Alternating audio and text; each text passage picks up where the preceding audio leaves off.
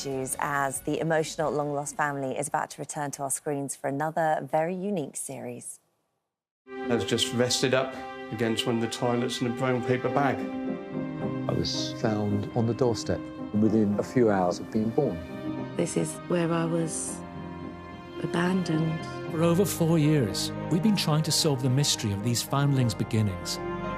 2 full sisters, both foundlings. Yes. Tracing birth families using the latest DNA technology and painstaking detective work. Now I know I'm the ice baby.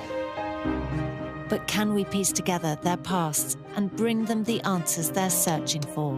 It's come as a shock to all of them. It's very hard to hear. That's amazing news. There are some incredible stories. We're joined now by Natasha and Leanne, who feature in the first episode tonight. They share a remarkable story as well. Good morning, Morning. It's lovely Morning. to see you. Lovely to meet you. Right, OK, good heavens. What an emotional time you've both had. So explain, Natasha, how this started for you, how your life started. So I was found in the cubicle of the toilets in St Thomas' Hospital. I was adopted at 2 years old, and I turned maybe 19, and I started the search to look for my family. And a couple of years ago, I started the search with long lost families, and it's just been a long journey to find anything. And then thankfully last year we met. You met. So we'll come on to that in just a moment. So it was a long process because I think it was 4 years for Long Lost Family to do digging and try and find everything, because originally you were trying to find your birth mother.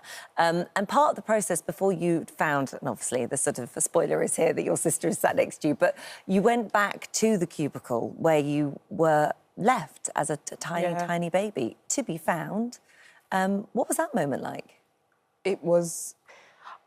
I didn't know what to expect. I went in and it just felt like everything happened. The emotion came out, the tears came out, because I've got this image in my head of what it would have been like, and sort of playing it through my mind, and then standing in front of the cubicle and seeing it, it was just overwhelming. Yeah, I bet. And that's not the only story, because, Leanne, it happened to you as well. It did. 18 months prior to it happening to Natasha, I was left at a hospital in South London. It doesn't exist anymore, but in very similar circumstances. So in the staff toilets of that hospital, and I was left to be found, and was found by a paramedic. So it was found in very capable hands at a hospital as well. And I was left a couple of days old, so a few days younger than Natasha was. And then I was in foster care for a few months and then adopted by my parents. And so, Natasha, you've described it that sort of growing up, there was a layer missing in your life. There was something, this layer missing, this sort of unanswered question that you needed to know. So when the team got in touch with you and said, well, we found your sister, and then went one stage further and showed you that photograph for the first time, just explain what that was like. For me, I've never seen anyone that I can say is related to me, so I can't imagine what it would have been. Even when Davina had the picture in her hand, I just thought, what? Just let me see, because I can't imagine what it would have been like to see someone else that had even features like me. And we've got the moment, actually. Here you go. We did find a match on the DNA database, but it wasn't your birth mother. Okay. Are you disappointed? I'm disappointed. Yeah. We haven't stopped looking. Okay. OK. So what did you find then? We did find a full sibling.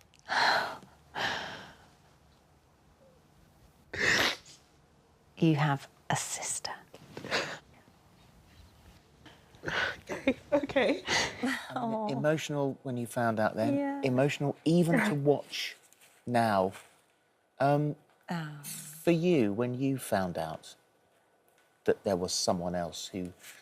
I mean, we hear so many times of people who grow up without any background, without any knowledge, feel adrift until they've got something to anchor themselves to. How did you feel? So I'd always known I was adopted.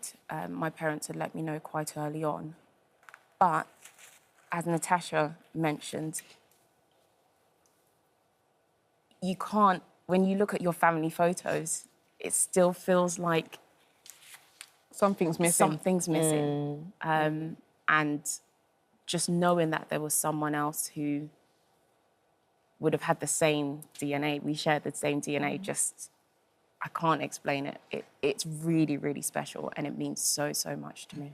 Share the same DNA, share the same story, which is so important, and then you have this shared moment of meeting one another for the first time. Yeah, and it just helps that we can each go through life understanding and knowing that someone else had the same experiences. Yeah. But you also share the same mum, and she did this not once but twice, left 2 babies in toilet cubicles. What do you think about her? I think she did what she needed to do. Yeah. And I think that there was great care in how she arranged to leave us in very, very safe places. Where she knew we were going to be found straight away. Yeah. Both in very similar shawls as well. Yeah. Yeah. And that's the one that you This is the one found in. that I was found in. It's very beautiful. It looks kind of It is. sort of It's someone's very homemade. taken some real care in making that. And that's all you had. That's it. That was all there was. So the search continues for your mum, doesn't it? Yeah. I mean, she... Who knows? We see these stories so often that the parent desperately wants to get in touch. You don't feel anger towards her? Oh, no. No, it's... I feel like if you had to leave a child after giving birth, it must have been difficult. No matter what the circumstances were, it would be difficult. And the fact that she made sure we were left in the right place, we were both left in blankets, you can tell that she did the most she could to make sure we were safe. So I don't think either of us are angry. We just want to just find out a bit more about each other, about where we come from, who we are. And to let her know that we're okay. Yeah. Yeah. And as I said, she did what she needed to do, and we're fine. And we just really like to meet her. I hope they find her for you, and Yeah, I hope she finds you being sort of very public now, and she can feel the relief that you're okay, and that you had great lives with amazing families. I'm so happy you found each other. We are so nice. It's so nice. You can really tell. It's lovely. I mean, that's what this show does best, isn't it? Puts families back together. Yeah. Incredible stories.